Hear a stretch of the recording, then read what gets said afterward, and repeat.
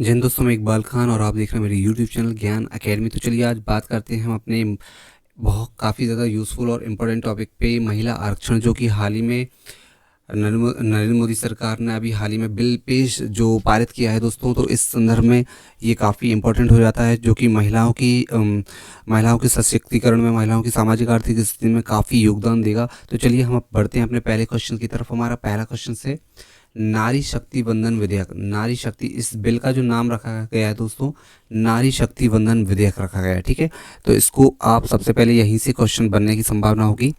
ठीक है, कि वर्तमान में जो महिला आरक्षण के लिए जो बिल पेश किया गया है, ठीक है, लोकसभा और राज्यों की विधानसभा के लिए, उसका नाम क्या रखा गया है? तो नारी शक्ति बंधन विधेयक। ठीक है, इसके तहत कितने साल तक का आरक्षण का प्रावधान किया गया है? 12 साल, 10 साल, 15 साल या 20 साल? तो इसका राइट आंसर हो जाएगा दोस्तों 15 साल। ठीक है, इसका हम थोड़ा सा इतिहास जान लेते हैं। देखिए, एस डी देवगौड़ा सरकार ने 12 सितंबर 1996 को इस बिल को संसद में पेश किया, लेकिन पारित नहीं हो सका। यह बिल 81वें संविधान संशोधन के तहत पेश किया गया। ठीक, इस बिल में संसद और राज्यों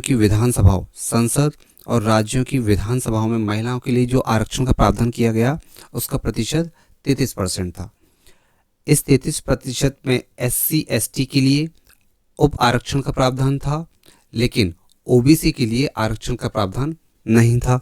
ठीक है, और यह बिल पारित नहीं हो सका किसी कारण से। ठीक है, तो चलिए इसमें देखते हैं, कुछ और देख लेते हैं। वर्तमान 17वीं लोकसभा में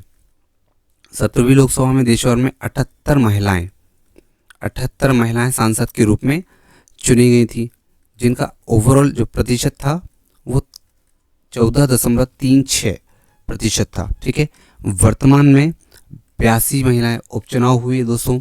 उपचुनाव में 4 महिलाएं और जीती। ठीक है, और वर्तमान में जो सीटें हैं महिलाओं की, इनकी संख्या है 82।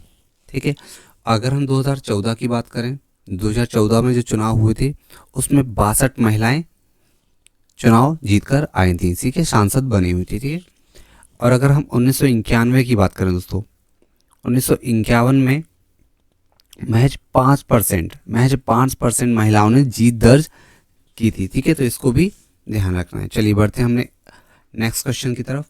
नारी शक्ति बंधन विधेयक केंद्र सरकार ने किस सभा में पेश किया? लोकसभा में, राज्यसभा में, राज्य विधानसभा में या विधान परिषद में? तो लोकसभा में से 19 सितंबर 2023 को पेश किया गया और 20 सितंबर को यह लोकसभा से पारित हो गया। ठीक है, इसको भी, हालांकि ये तब तक लागू नहीं हो सकता जब तक कि परिसीमन ना हो जाए। ठीक है, सीटों का परिसीमन ना हो जाए, और परिसीमन इस कारण से नहीं हो रहा क्योंकि अभी तक वर्तमान में जनगणना नहीं हुई है। ठीक है, तो इसको थोड़ा सा ध्यान रखें। नेक्स्ट है नारी शक्ति बंधन विधेयक। नारी शक्ति बंधन विधेयक के तहत लोकसभा एवं राज्यों की विधानसभाओं में महिलाओं को कितने प्रतिशत आरक्षण का प्रावधान किया गया है? 25, 33, 50 या 20%? तो इसका राइट आंसर हो जाएगा 33%। ठीक है, अगर हम देश में जो महिला मतदाता हैं उनकी बात करें, तो इनकी संख्या 43.78 करोड़ है। ठीक है, और ये 48% है ये कुल जनसंख्या का। नेक्स्ट है, लोकसभा में महिला आरक्षण बिल किस नाम से पेश किया गया है? तो अभी हमने पढ़ा नारी शक्ति बंधन अधिनियम के नाम से पेश किया गया है। इसके लिए 128वां संविधान संशोधन लाया गया दोस्तों। ठीक है, विधेयक लाया गया था, 128वां संविधान संशोधन विधेयक लाया गया। नेक्स्ट है, लोकसभा में महिला आरक्षण बिल नारी शक्ति बंधन विधेयक 2023 किसके द्वारा पेश किया गया?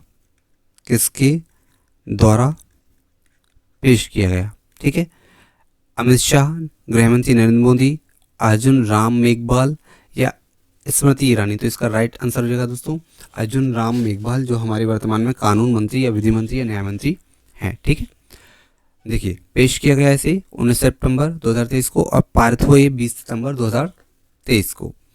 ठीक है, ये हमारा रिपीट क्वेश्चन से। नेक्स्ट देखते हैं इसका, देख ले 33%, अर्थात लोकसभा में 543 सीटें हैं जिनमें से 181, मतलब अगर 33% आरक्षण प्राप्त होता है महिलाओं को, ठीक है, तो 543 सीटों में से 181 सीटें महिलाओं के लिए आरक्षित होंगी, ठीक है।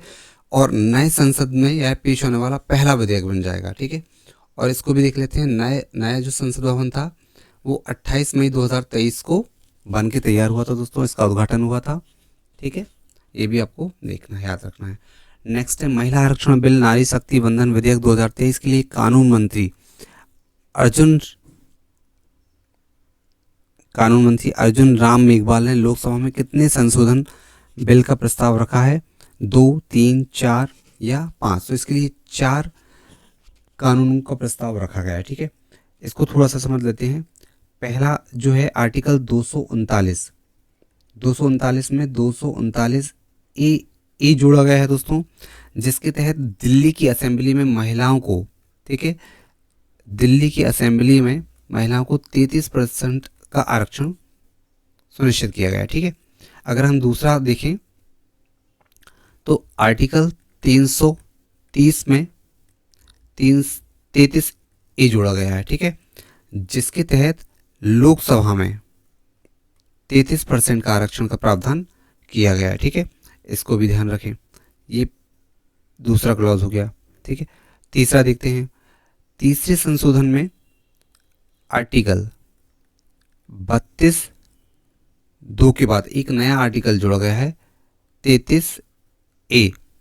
32(2) के बाद एक नया आर्टिकल जोड़ा गया है, ठीक है, जिसके तहत महिलाओं के लिए राज्यों की विधानसभाओं, ठीक है, विधानसभाओं में 33% का आरक्षण का प्रावधान किया गया है, ठीक है।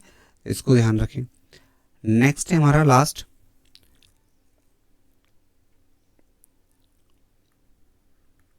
आर्टिकल 33(4) के बाद एक नया आर्टिकल 33A जोड़ा जा रहा है, ठीक है, जिसके अनुसार महिलाओं के लिए आरक्षण 15 सालों के लिए प्रभावी रहेगा, ठीक है, 15 सालों के लिए प्रभावी रहेगा। इसके बाद अगर आवश्यकता पड़ती है तो यह संसद डिसाइड करेगा, ठीक है। तो नेक्स्ट देखते हैं हम, लोकसभा में महिला आरक्षण बिल नारी शक्ति बंधन अधिनियम 2023 विधेयक के पक्ष में कितने वोट पड़े? 455, 454, 456 या 437? तो 454 पेश हुए और 2 जो हैं वो विरोध में पड़े, ठीक है। और विरोध जो हुआ AIMIM के प्रमुख जो हैं असदुद्दीन ओवैसी के द्वारा किया गया, ठीक है। और इन्हीं की पार्टी के जो सांसद हैं इम्तियाज जलील ने इसके विरोध में वोट दिया, ठीक है। नेक्स्ट है महिला आरक्षण बिल नारी शक्ति बंधन विधेयक अधिनियम 2023 बिल भारत में कब से लागू होगा? तत्काल प्रभाव से लागू हो गया 2024 से, 2025 से, जनगणना और लोकसभा सीटों के परिसीमन के बाद। तो अभी मैंने बताया था जनगणना होगी पहले, ठीक है, क्योंकि अभी 2021 में जनगणना होनी थी दोस्तों, लेकिन किसी कारणवश नहीं हो पाई, कोरोना इसका प्रमुख रीज़न रहा है, ठीक है, और भी समस्याएं थी। और लोकसभा सीटों का परिसीमन होना है 2026 में, ठीक है, तो इसके बाद संभावना हो सकती है, ठीक है। तो 2 साल तो सिर्फ देखा जाए तो जनगणना में ही लग जाएंगे। तो अभी 2023 चल रहा है, 2025 तक जनगणना हो सकती है, ठीक है, या 2026 तक, तो इसके बाद ही यह सुनिश्चित किया जा सकेगा। नेक्स्ट है महिला आरक्षण बिल नारी शक्ति बंधन अधिनियम 2023 के कानून बनने के बाद इनमें से किस में आरक्षण नहीं मिलेगा? लोकसभा में मिलेगा, राज्य विधानसभा में मिलेगा, राज्य सभा और विधान परिषद में नहीं मिलेगा। तो हमारा राइट आंसर हो जाएगा ये, ठीक है। नेक्स्ट है 17वीं लोकसभा में कुल कितनी महिला सांसद चुनी गई थी? तो अभी हमने चर्चा की थी 78। और अगर हम वर्तमान की बात करें तो उपचुनाव में जो जीतकर जो महिलाएं आई, तो इस प्रकार से 82 महिलाएं हो गई हैं, ठीक है, लगभग 15% इसका हो गया है, ठीक है। देखिए अब तक की सर्वाधिक संख्या 17वीं लोकसभा में थी, कितना? 14.36%। उपचुनाव सहित महिलाएं वर्तमान में सांसद हैं। ठीक है, एक ये नोट कर लेना कि पंचायती राज संस्थाओं में 33% की आरक्षण की व्यवस्था अनिवार्य किया गया है। ठीक है, और दूसरा है वर्तमान में 21 राज्यों में 50% आरक्षण पंचायती राज व्यवस्थाओं में है। ठीक है, जिसमें मध्य प्रदेश भी शामिल है। ठीक है, इसको ध्यान रखें। तो दोस्तों, अगर ये वीडियो आपको पसंद आया तो प्लीज़ इसे लाइक करें, शेयर करें, सब्सक्राइब करें। जय हिंद, जय भारत।